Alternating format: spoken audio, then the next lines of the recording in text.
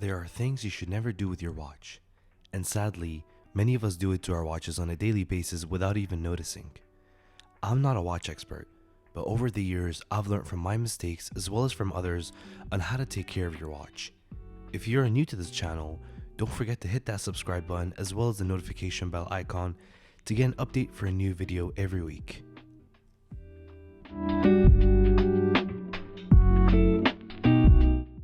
I do apologize in advance if my voice is a little bit different. I've unfortunately caught a really bad flu, and I got tested, and thankfully it wasn't COVID, as the results came out to be negative.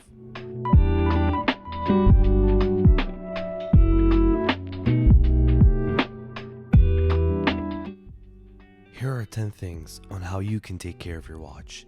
Firstly, let's talk about watch storage. And I'll leave a link in the description down below for each and every accessory that I bought, and bear in mind, nothing is sponsored for this video. It's always important to store your watches safely instead of just leaving them on the table, or perhaps on the edge of a table where it can accidentally drop and potentially fall and get destroyed, and none of us want that to happen. There's a good saying which is, you take care of the watch and it will take care of you. I also bought this watch storage bag which fits up to 8 watches, and has a leather divider in between, as well as a soft material so it doesn't scratch the watch surface. This is also very useful for on-the-go transport as well as travel.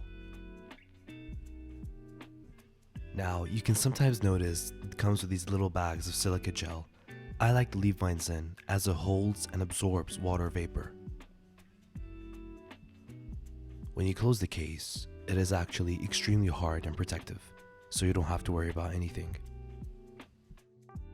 Number 2, don't drop the watch. Now, I tried to imitate my watch being dropped by shaking it violently, but it didn't really work. However, no one wants their watch to be dropped and broken, as repairs can sometimes be extremely expensive depending on the watch that you own. Number 3, careful where you place the watch.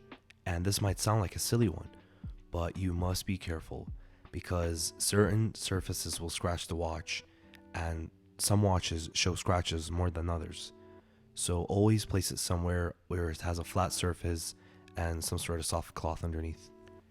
Don't wash your watch with hand soap. And as obvious as this sounds, many people still do it to this day. There are special ways and methods and materials to wash your watch. And as long as the crown is screwed all the way in and the watch is water resistant up to a certain meter, it's okay if some splashes of water hit it. And this Seiko here is a diver watch, which is water resistant up to 200 meters. So running under the tap is nothing out of the ordinary, and the watch will continue to work. And please, don't violently scrub your watch with a toothbrush, as that will most certainly leave scratches. And after cleaning your watch with water, pat it down with a microfiber cloth.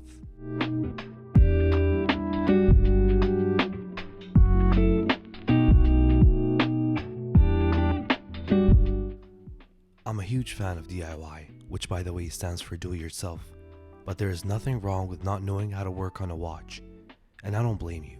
They are tricky and not so straightforward to work on if you don't have any experience or familiar with them.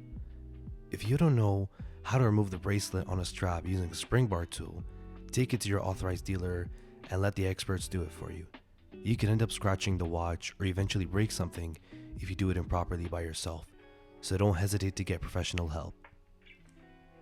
Number 6, invest in a watch tray layered with microfiber on the bottom.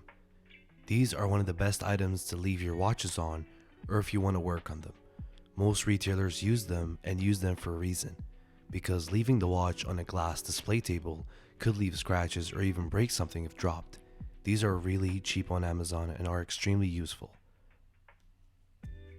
They come in different shapes and sizes, and everyone needs a watch tray if you have a lot of watches or just one watch that you wish to work on. Number 7, watch the crown. No, I'm not talking about the Netflix series, but always make sure the crown of your watch is screwed down tight and properly, as you don't want it to come off by accident, as this could cause damage or even have water accidentally enter the watch, and this could annoy the movement. And sometimes when water enters the watch, you'll see a bubble being formed inside the watch face.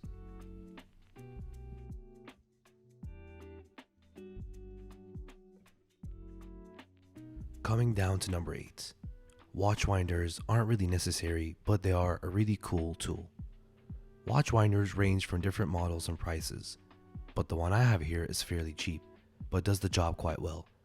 So instead of constantly shaking the watch to get it going, the winder helps wind the watch by rotating clockwise or counterclockwise.